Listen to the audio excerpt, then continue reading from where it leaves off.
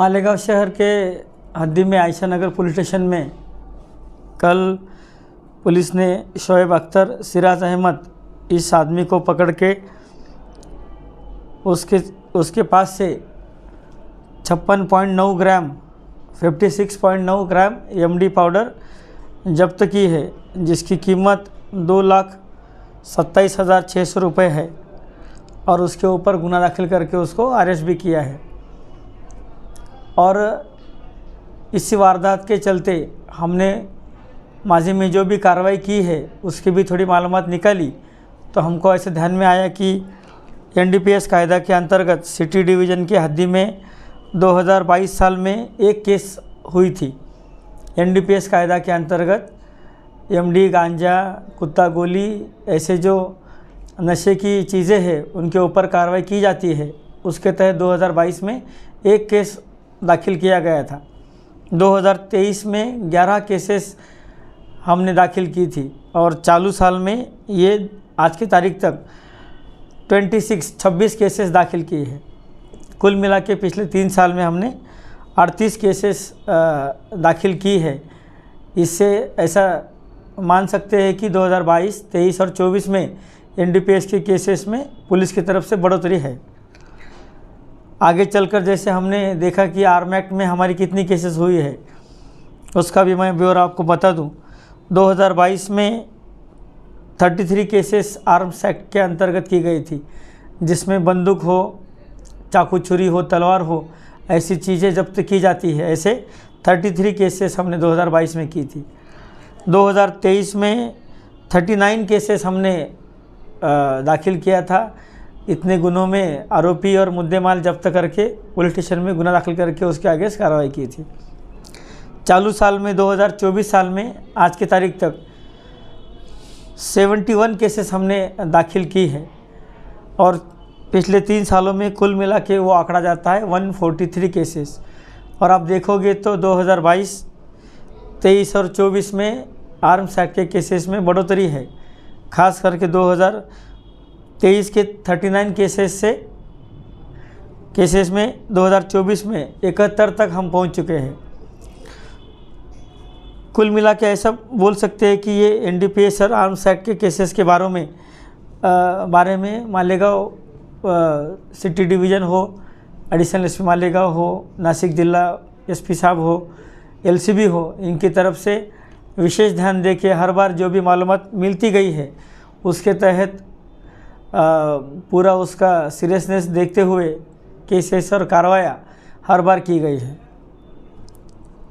अभी जो इलेक्शन के दौरान 1 नवंबर को जफरनगर एरिया में पवारवाड़ी पुलिस स्टेशन के हद्दी में किसी एक आदमी ने जो तकरार दी थी कि मुझे किसी कार्यक्रम के बाद कोई लोगों ने ऑटो में अगवा किया और कहीं दूर ले जाके मुझसे मारा पीटी की, उसमें भी पुलिस ने पूरी तफ्तीश की तो उसमें ऐसा ध्यान आया है कि वह गुना साफ झूठा निकला है।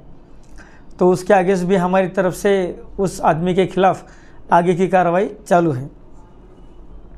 दूसरा एक प्रकरण था जिसके बारे में चर्चा हो रही थी कि आज़ाद नगर पुलिस स्टेशन में बड़ी मालेगांव स्कूल के सामने का जो एरिया है बागे महफूज, वहाँ पे भी गोलीबारी हुई थी।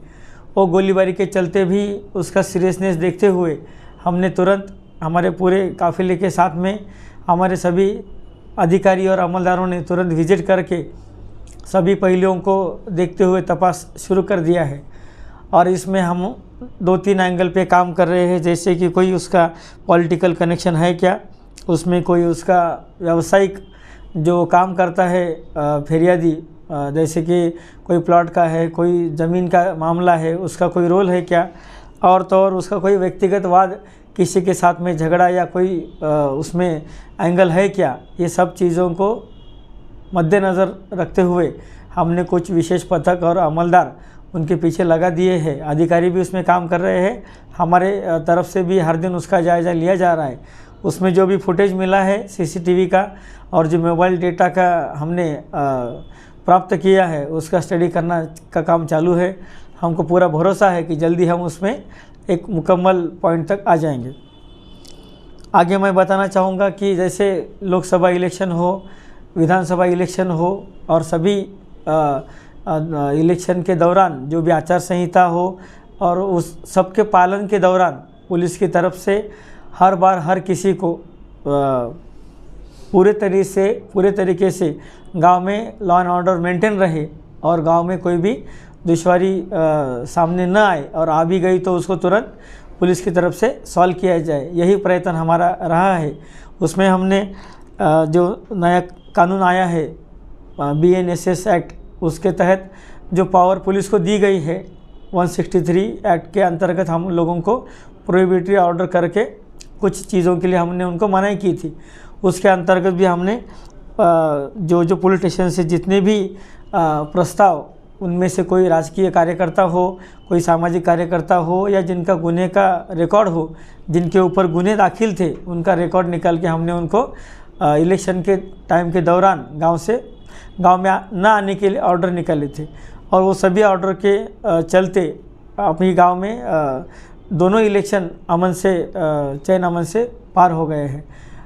हम पूरे गांव के नागरिकों से, सभी लोगों से यही अपेक्षा करते हैं, यही उम्मीद करते हैं कि आप लोगों ने माजी में भी पुलिस का बहुत प्रशासन का सहकार्य रखा है और आगे भी आपसे यही सहकार्य रखने की अपेक्षा है।